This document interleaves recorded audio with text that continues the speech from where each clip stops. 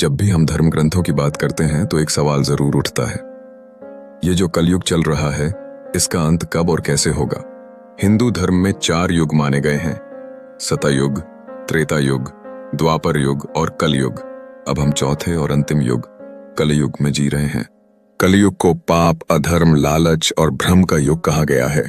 पुराणों के अनुसार कलयुग की शुरुआत भगवान श्री कृष्ण के पृथ्वी से जाने के बाद हुई थी, और जब कलयुग अपने चरम पर पहुंचेगा, यानी जब धरती पर धर्म लगभग समाप्त हो जाएगा, तब इस युग का अंत होगा।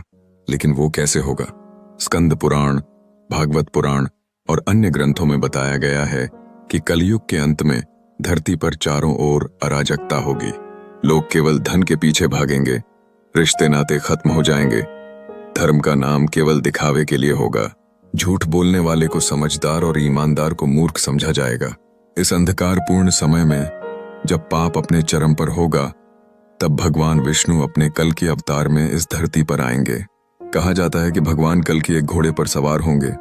उनके हाथ में तलवार होगी जो बुराई का नाश करेगी। वो पापियों का अंत करेंगे, अधर्म का विनाश करेंगे, और फिर एक नए युग की शुरुआत होगी जो फिर से सतयुग होगा। यानी समय एक चक्र की तरह चलता है, सतयुग से कलयुग और फिर से सतयुग। इस चक्र का उद्देश्य यही है कि जब पाप हद से बढ़ जाए तो उसका अंत तय होता है। लेकिन एक बात और, ग्रंथ ये भी कहते हैं कि हर इंसान के कर्म ही तय करेंगे कि वो इस चक्र में कहाँ खड़ा है।